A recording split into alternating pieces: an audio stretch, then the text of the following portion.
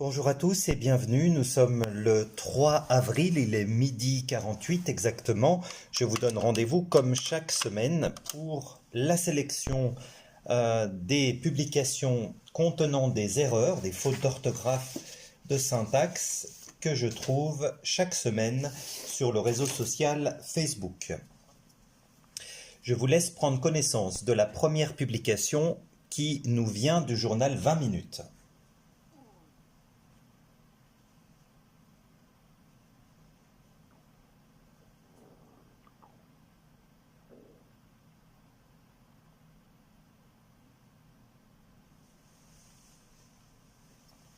Alors, la faute est ici.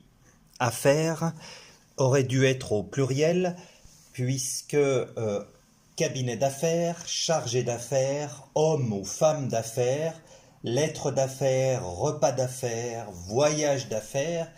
Dans toutes ces expressions que je viens de rapidement vous citer, il faudra absolument mettre un S à affaires. D'accord? Puisque nous parlons ici des affaires en général. Donc ici, c'est l'homme qui travaille dans les affaires. Pour chiffre d'affaires, on justifiera ça par c'est un chiffre, ce sont des chiffres qui expriment des affaires. Donc voilà pourquoi il fallait mettre un S à affaires dans cette première publication. Voici la deuxième publication de France 3.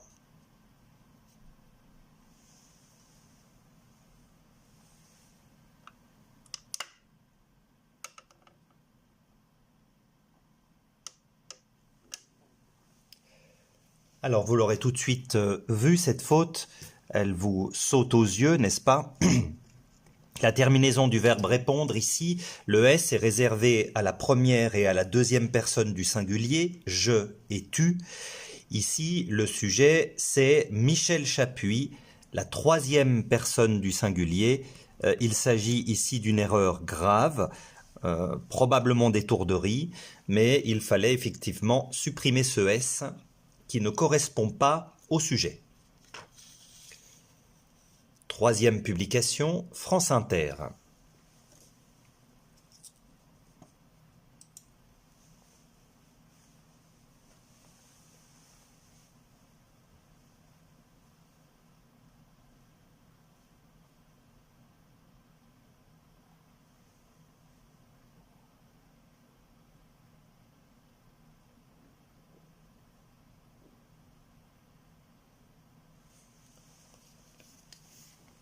Alors ici, la faute se situe dans ce groupe nominal et particulièrement sur ce terme ici.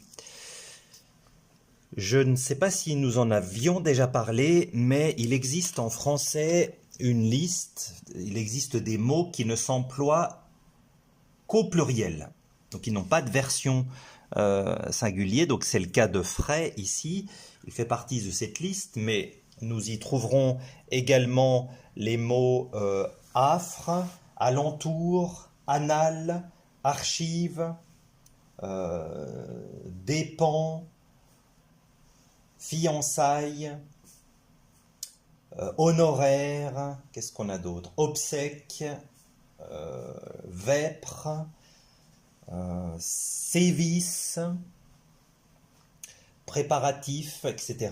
Donc ces mots-là n'existent qu'au pluriel et nous devons exceptionnellement, puisqu'ils n'existent qu'au pluriel, mettre un S à aucun. C'est tout à fait exceptionnel et presque impossible à imaginer.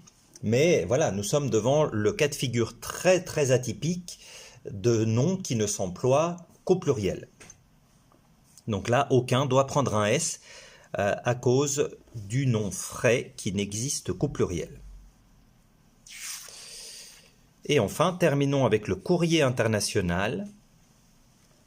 Une erreur que nous avons souvent abordée et expliquée donc.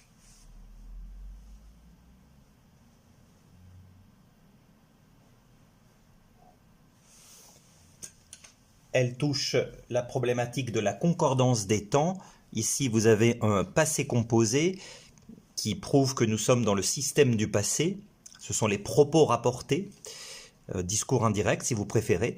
Donc il faut absolument coordonner les temps et il n'est pas possible d'utiliser un futur simple ici, mais il fallait utiliser le fameux futur dans le passé quitterait ses fonctions ce mois-ci. Si vous voulez garder et conserver le futur, il faut à ce moment-là mettre le présent ici. La présidence algérienne annonce présent ce lundi, et là on pourrait garder le futur. Donc il s'agit là d'une concordance des temps dans le discours rapporté. Il faut absolument être prudent et scrupuleusement respecter cette concordance des temps. Nous sommes toujours le 3 avril 2019, il est 12h54 maintenant, et on va faire un petit point sur le compteur des fautes.